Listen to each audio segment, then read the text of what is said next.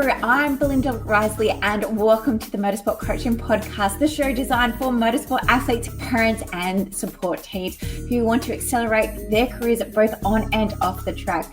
Whether you're struggling to secure a sponsorship, grow your social media or understand the business side of racing, because yes, motorsport is a business, this podcast is here to help. Each episode, I'll share practical tips, advice and insights, often joined by industry experts, motorsport athletes who share their real world experiences. So if you're ready to take your motorsport career to the next level, you're in the right place. Let's get started. Hello crew and welcome to another episode of the Motorsport Coaching Podcast. I am your host, Belinda Risley, and thank you for choosing to listen to today's episode where we're going to dive into the business side of racing with industry expert Mark Bordeaux. As the founder of Motorsport Prospects, Mark's mission is to connect race drivers with essential motorsport professionals, from driver coaches and sponsorship consultants to management and physical conditioning experts. In this episode, Mark shares his journey from a law background to his passion for the business of motorsports. He discusses the importance of researching and choosing the right teams, leveraging global opportunities, and offers valuable insights on resources like his global directory and newsletter. Team, whether you're a parent of a young racer or an aspiring professional driver, Mark's advice is indispensable for navigating the complex world of motorsport successfully. Tune in to discover how to build a well-rounded team around drivers and learn about the upcoming plans for Motorsport Prospects, designed to further support the global racing community. Let's get started in today's show. All right, Mark. Well, welcome back to the Motorsport Coaching Podcast. Thank you. It's nice being back.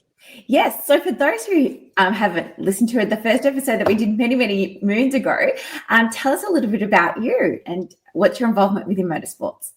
I run a site called Motorsport Prospects, and the mission of Motorsport Prospects is to connect race drivers with motorsport professionals, whether that be driver coaches, sponsorship consultants, management, physical conditioning coaches, mental conditioning anybody in that ecosystem where as a driver you're looking to build your team, and not the team that you race for, but to build your team to give you the advice that you need in order to build your career, your motorsport career. I'm putting together the people that in a directory that I think that you should be connecting with. It's fantastic. But how did you get involved into motorsports? Like, did you race? Are you from a racing background? No, the funny thing is, I get asked that a lot. I started, I'm dating myself, but when Gilles Villeneuve started racing in Formula One, that's when I got interested in Formula One, like a lot of Canadians.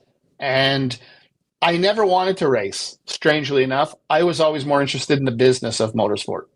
So my background is law, and even when I was practicing law, I was always interested in the business. So I used to go, or I still go to a lot of races. I love going to I go to the Grand Prix and all that kind of stuff, but I love going to the development series, Formula 1600 and F4 and that kind of stuff. I love that stuff. So I would go quite often to these races, and I would talk to parents, and I would often ask them, how did you decide to have your daughter race for this team? And the answers were a bit surprising. Usually there wasn't much thought into it above and beyond, well, they won last year, so I figured they must be, a good team, or, they have a really cool website. That always kind of frightened me. So I used to say, well, let's step back. If your daughter wanted to become an architect and you needed to decide to determine where she should go to school, what would be the process that you would use? And they would tell me, well, we would research it. We would select a number of universities. We would go and visit them with our daughter. We would do a lot of work to figure out what the costs are, what we can afford, if there are any scholarships available, all this kind of stuff. And I said, the irony is that you will probably pay more for your daughter to race than you would to pay your daughter to go to university. The costs are that much higher, and yet you almost put no thought into how you're going to approach her motorsport career. And so I started Motorsport Prospects as a way. The initial plan was a directory of race teams, primarily race teams and series. And it allows parents to go in there and kind of evaluate the different teams and the different series to see what makes sense. Then I was approached, and then talking to different professionals, they approached me and they said, you're limiting your market. Your market should be more than the parents and the young kids racing, because you have these amateur, or some people call them gentleman drivers, who also need guidance, because they might have a lot of money, they might be very successful, but they might not necessarily they might just have a passion to get racing, but they might not really know what it is they need to know.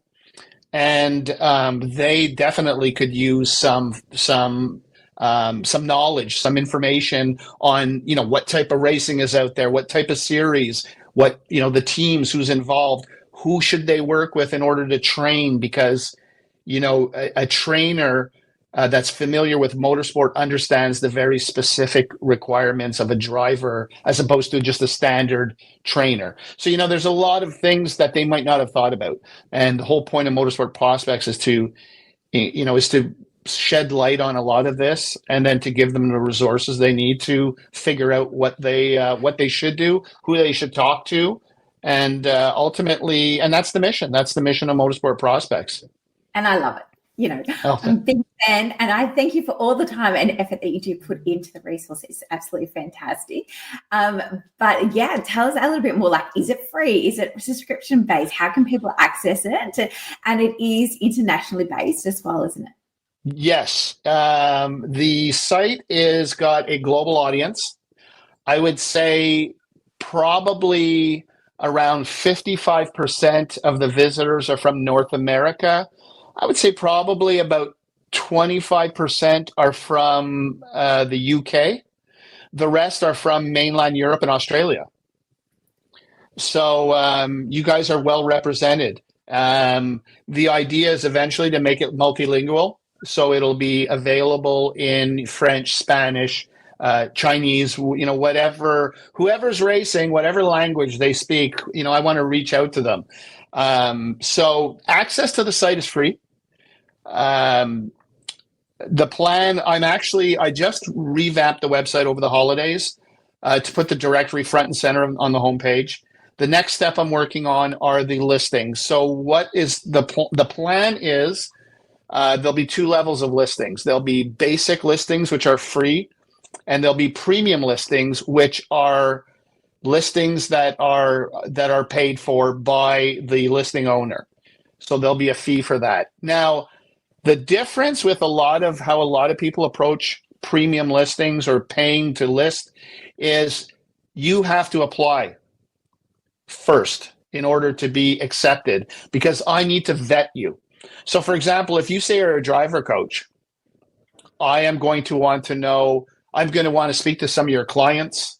I'm going to want to, I'm going to do a bit of research in your background, what you've been doing, because I want to make sure, and this is a big concern for a lot of the people I've talked to that want to do a premium listing, is they want to make sure that people are professional.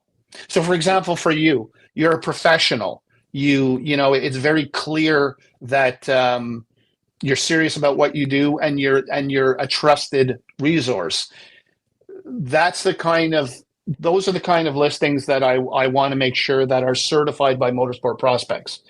So, I talked to some driver coaches, and some of them were like, quite honestly, Mark, we don't need to be in the directory. We have plenty of clients. Like I turned them away. They said, but what I want to be able to do is, for those clients that I can accommodate, I want to be able to tell them, go to Motorsport Prospects. If you find a driver coach that's certified by Motorsport Prospects, that's a professional, and you will be taken care of. So I'm going to have basic listings, which are free, that will be very simple listings, just in order to be complete. But the premium listings are the ones where I think the most focus will be, because I want them to be vetted. I want people to be confident that when they work with these people, they're going to get what they pay for. And it's also my reputation. I want to make sure that I'm providing a service that's reputable for people that are professionals. And so that's the next phase that I'm working on. Premium listings and basic listings. Eventually, the plan is to have a membership program for drivers. So, you have a great membership program. It's different in that it's not focused on one specific area, like let's say motorsport sponsorship. There'll probably be, for example, there will be a member will get some free digital resources. I'm hoping to do webinars with people such as yourself that we would produce for the members, and that would be a free thing that they would attend to. But I want to make sure that whatever I do with that membership program brings value to drivers, general value. That is a bit longer term. I've been asked by quite a few people. I actually have done a radio show. I've had a radio show for over 18 years. A music radio show. And a lot of people have asked me about a podcast. I'm very picky because I know it's a lot of work. So for you to do your podcast, I mean, it's a lot of work. So instead of doing kind of a weekly one where I wouldn't be confident that the quality would be there, what I probably will end up doing, and more towards the fall, I think, is I would do a monthly podcast, and the idea would be a roundtable on one specific topic. So it could be, can a sim racer become a real life racer? That would be a topic. We would have a few guests on that, somebody who's actually done sim racing, who's made that jump. A roundtable on sponsorship, a roundtable on the parents, being a parent of a driver, of a young driver. There's a lot, law. I mean, being a lawyer, I love to, the importance of what to look for and why you should use a lawyer. What are the things you need to be aware about on a contract? So there's a lot of stuff, but right now it's relaunching the directory, making it comprehensive, working on the premium listings. And the other thing I'm working on is a board of advisors. I want a small core group of people who are professionals, who are spread around the world. So don't be surprised if you get an email about this. And who basically would act as a sounding board. So if I had, for example, some people that are applying to become premium listing owners, I would basically say, I would like, you're focused on sponsorship. What do you think about this person? What's your feedback? What's your gut reaction? I'm thinking of launching something for Motorsport Prospects. Do you think that would be useful to a race driver? And just get that feedback from professionals, from well-respected people. So that's something that I'm working on. But I really want the site to be a place that people can go to and get trusted information. They feel confident in what they get. I do the blog, which I have a combination of people writing articles, and I have curated articles. You're often in there for my Business of Being a Race Driver column, where it's advice from people that know what they're talking about motorsport sponsorship, for example. I have a weekly column on driver development. A lot of driver development programs, people are not aware that they exist. So I bring, I tell them what's out there, and it's global. So, 1 week I might feature a program in New Zealand, in France, and in Atlanta, Georgia. It's all over the place. I try to be as global as I can. And and then sim racing is another big one that I was a skeptic. And over the 2 years I've been covering sim racing, my focus on sim racing is on sim racers that would like to transition to real life racing, and race drivers that are using sim racing as a training tool.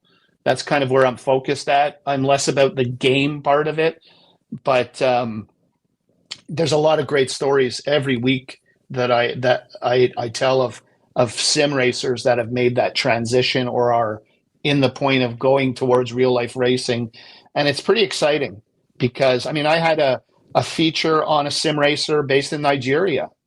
You know, the access that they have to motorsport is certainly not as big as what we would have. And yet, you know, they have the opportunity to race and sim race. And with that, there's a, you know, they could possibly transition into the real thing. So there's a lot of really cool things that are going on that people don't necessarily always are aware of. And I want to make them aware of it. And then what they do is up to them with the information. But I want to make sure that people know about opportunities, encourage people to get involved in the sport. If they think that things are a little bit rough and maybe they don't think it's realistic, I have a lot of advice from various people like you that offer encouraging advice and workable advice and actionable things that they can do. So, you know, I'm hoping to keep that enthusiasm for people going for motorsport, and that's really it. Mark, early on, sorry, when we were chatting, you had that great analogy about people researching for their child. It's early here. I haven't had my coffee yet. For their child's university and college, but not so much when it comes to racing. Do you have some tips, build on all of your knowledge and resources that you currently have? What are some tips about identifying who to race with, or where to start when it comes to research for bettering their child's career? One of the most important things to do is to meet the team. You know, AI is great, but it doesn't replace human relationships, which ultimately is what racing is all about. So, for example, instead of I've seen this where parents will sign for a full season. I always recommend that you, instead of signing, the first thing you should do is sign up for a test session with the team. And it's important that the team is there that you will be working with or your child will be working with, because it's important to see how your son or your daughter interacts with, for example, the race engineer, interacts with the team principal.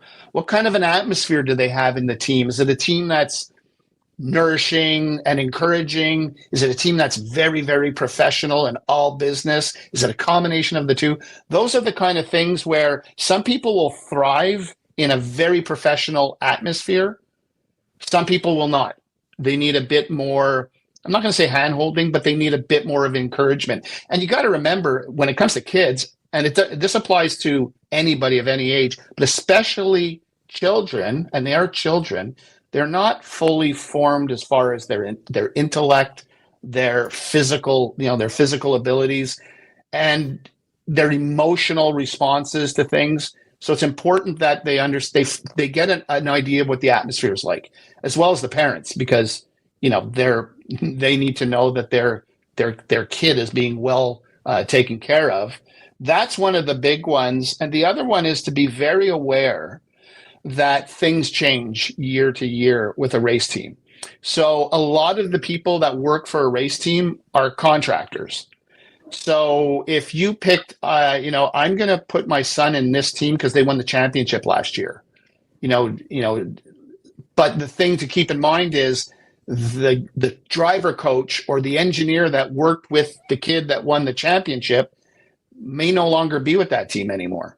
They may be working for another team. They may have moved up with that driver to the next level.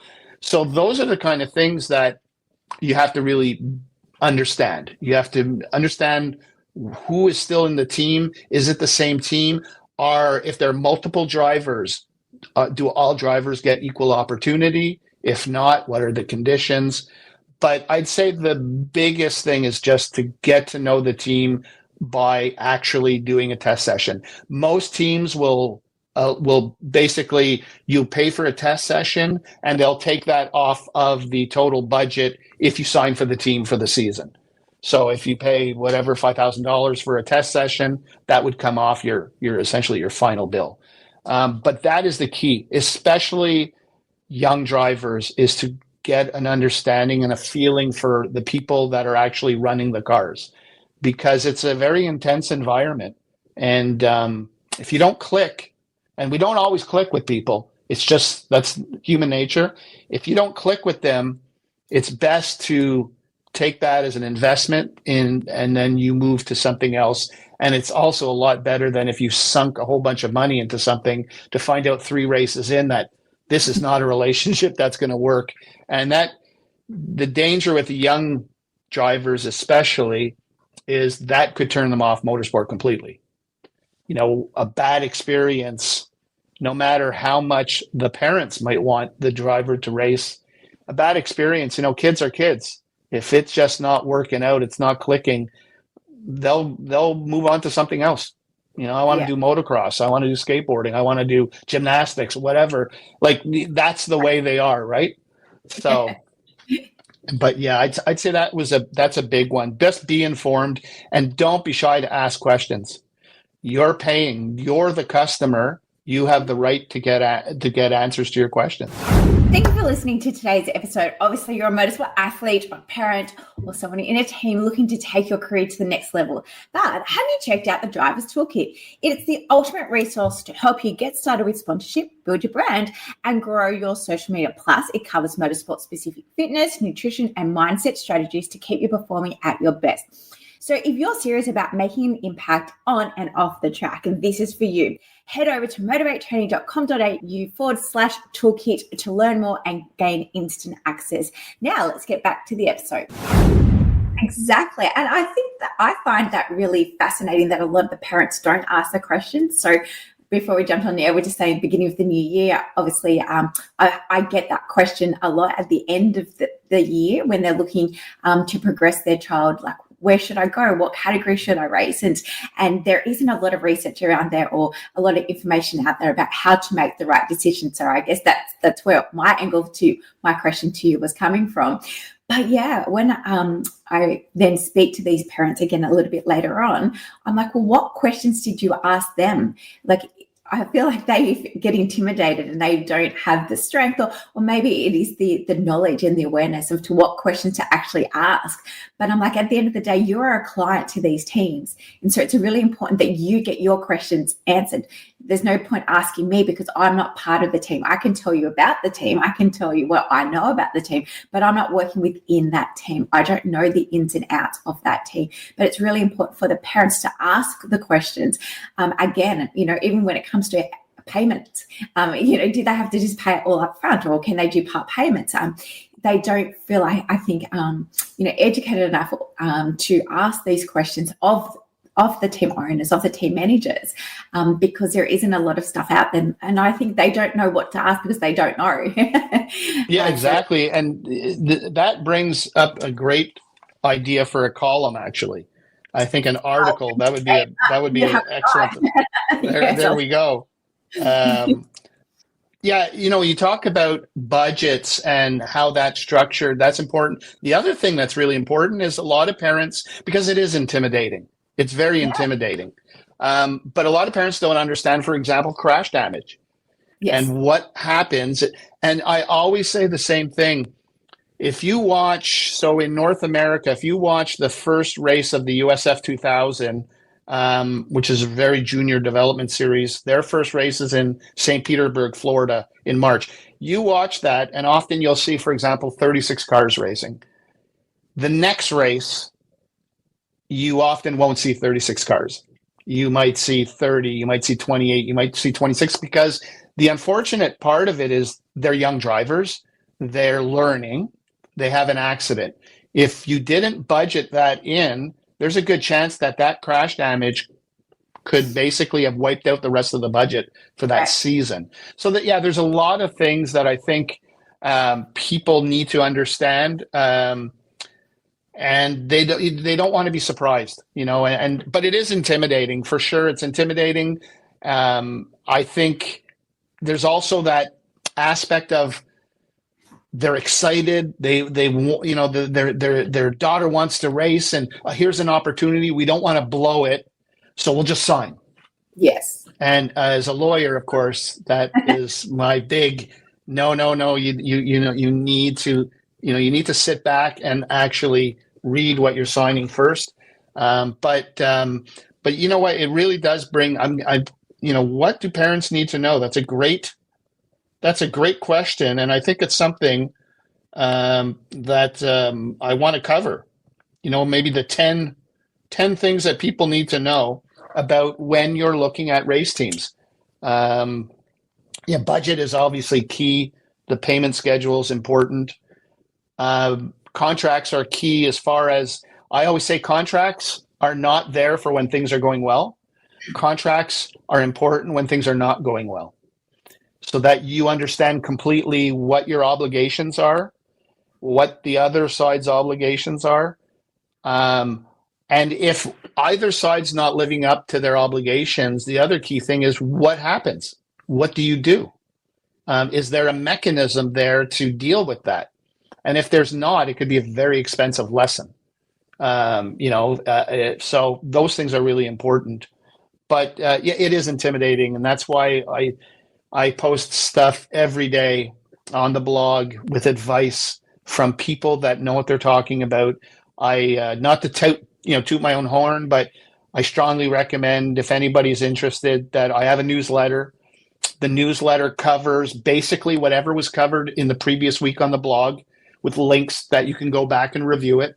So if you go on the site, sign up for the newsletter. There's some really good information. And like I said, it's curated. So it's from people like yourself that know what they're doing, that have experience, that might give advice on certain things, might have resources that are available to people, webinars that are available. I posted a lot of your podcast episodes with links to those. It's a way for you to get an easy kind of, all in one spot where you can get a lot of great information from people that you should trust, because I trust them, because I put them on the site. But yeah, because there's a lot there's a lot to know, and there's a lot of money involved. And the last thing you want to do is discourage anybody who wants to race. It's a tough business. It's a tough sport. So what I try to do is give you as much information that you can make an informed decision, and hopefully that will lead to you racing and racing success. And if you don't necessarily get the success that you wanted or hoped for, at least you have gone into it with your eyes open and with the knowledge you need. And then, like anything else, I would have loved to play professional hockey, but things happen, and you suddenly realize I'm not as good as I thought I was. And it's the same with anything, but at least you know what you're getting into, and so you can make an informed decision. And just because you can't race doesn't mean you can't be involved in motorsport. And that's something that I tell young drivers all the time. I'm actually working with one. She is doing a double degree in mechanical engineering and computers. Because if the racing doesn't work out, she'll still be involved in motorsport. It'll just be on the engineering side. And if you love motorsport, you want to race and you shoot for the stars. But if you love motorsport and that doesn't work out, there's all kinds of options available. So that's kind of stuff we cover as well. I have to just say on that note about racing drivers having a plan B. In the podcast has been going for over 6 years now. And that used to be one of my questions would be, what's plan B if plan A of becoming a professional race car driver doesn't happen? And a lot of the time back in the day, there was a plan B. But then it went through a period that whenever I asked the question, it was like, there is no plan B. I'm just going to become a race car driver and that's it.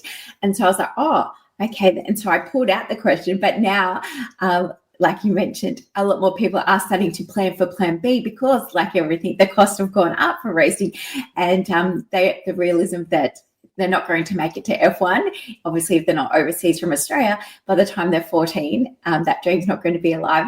And that also that it's quite limited, obviously, here with the supercars, like there's only, 20 odd cars on the grid. And so it's quite limited to getting to a top tier unless they're going to move overseas as well. So I've started now to feed that what's plan B, or have you got a career at to motorsport? And it is great to hear that a lot of the up and coming drivers are doing something still within the motorsport realm, like you said, whether it's like a uni degree in mechanical engineering, whether it's journalism, they are having that plan B. So marketing and PR, business, there's so much that you can do.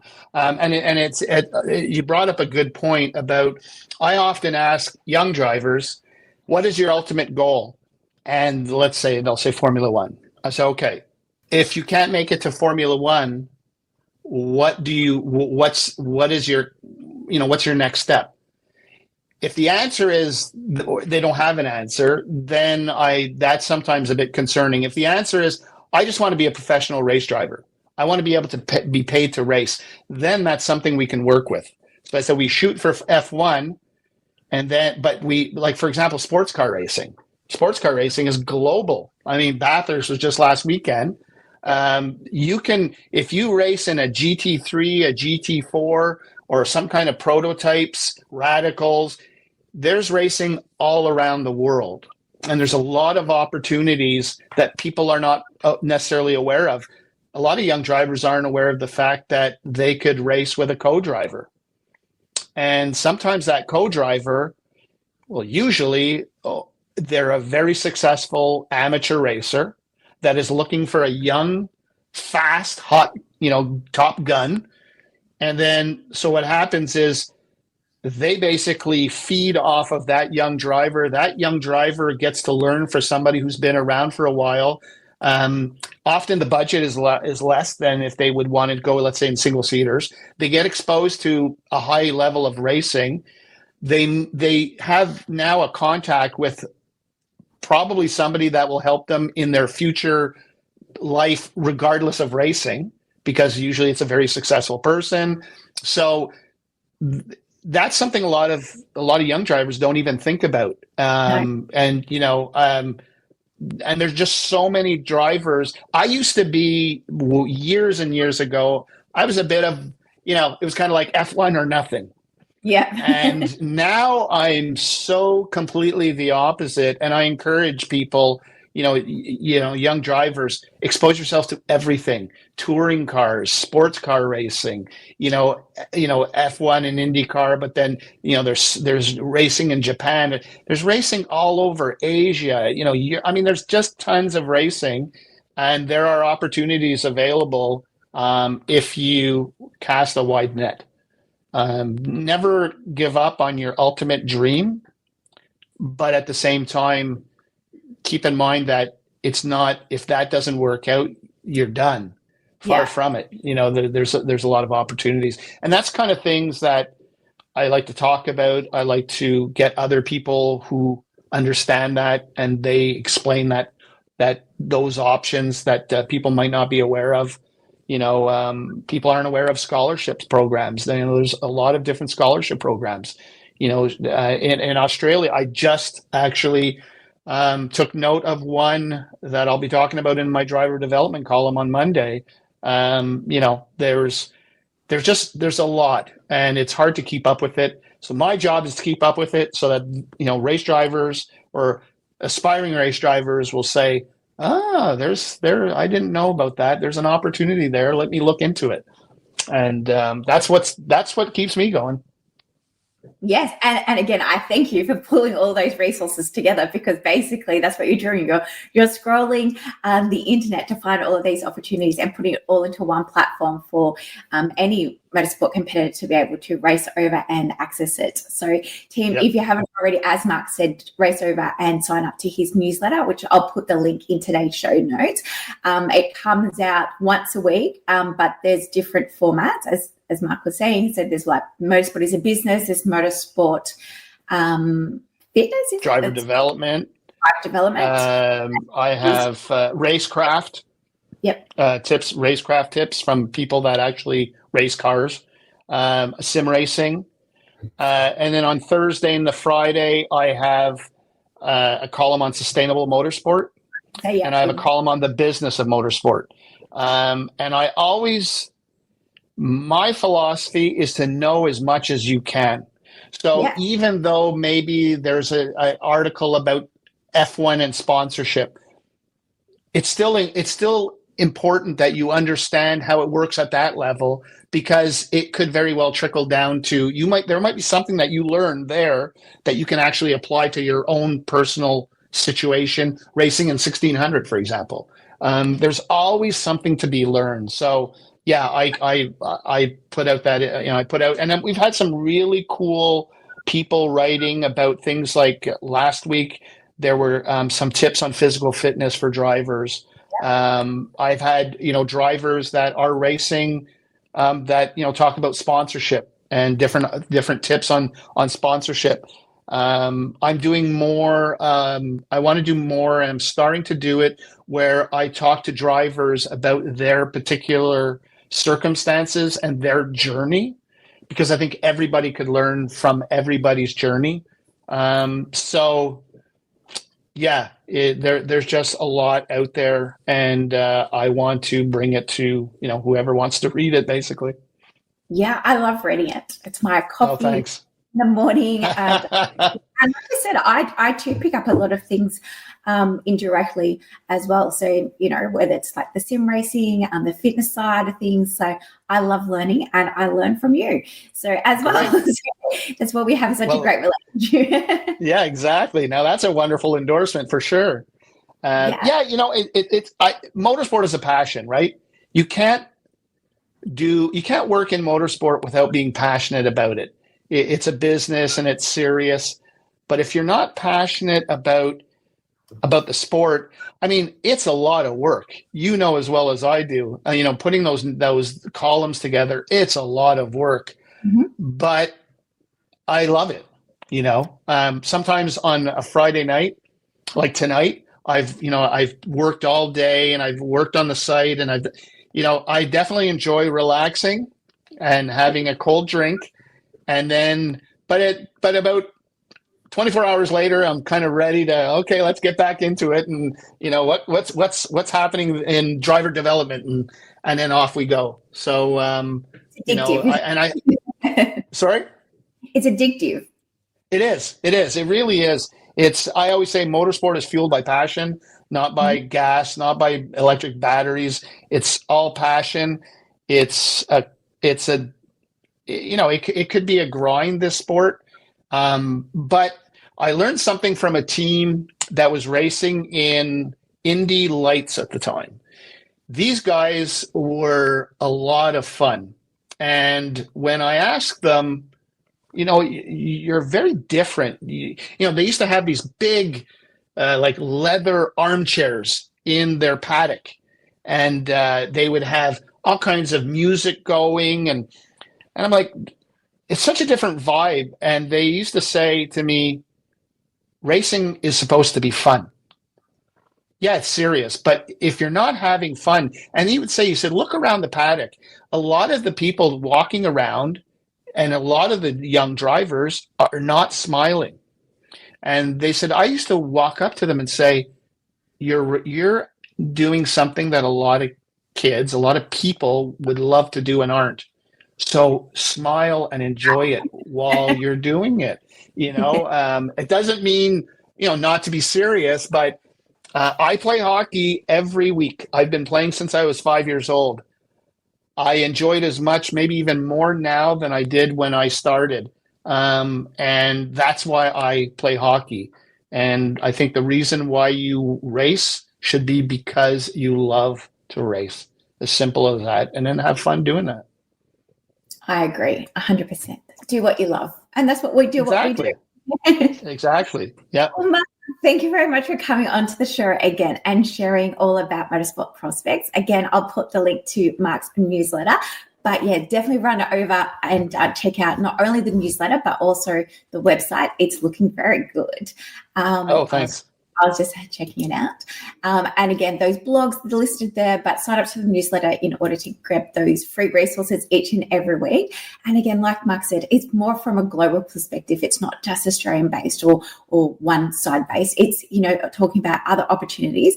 And what I love about it is the opportunity to network as well, because like Mark says, he gets other, not only industry experts, but other athletes that come in and share their knowledge, and their name is there. And then it's easy for you to connect with them on LinkedIn and to build your network as well, not only from an industry perspective, but also from an athlete perspective as well.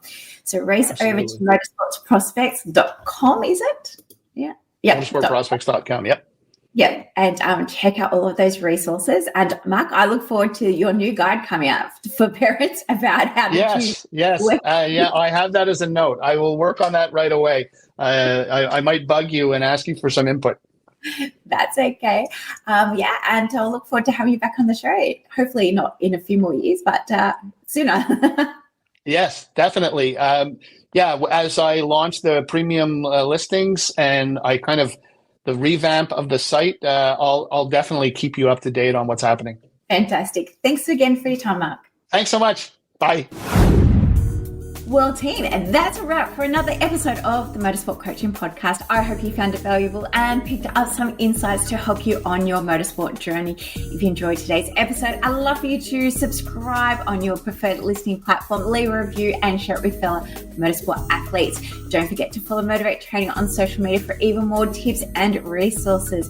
However, if you'd like to take things further and work with Motivate, race over to motivatetraining.com.au and learn more about our Drivers Toolkit, the Motor Sponsorship Club, Accelerator Coaching, and of course our Do It For You management program.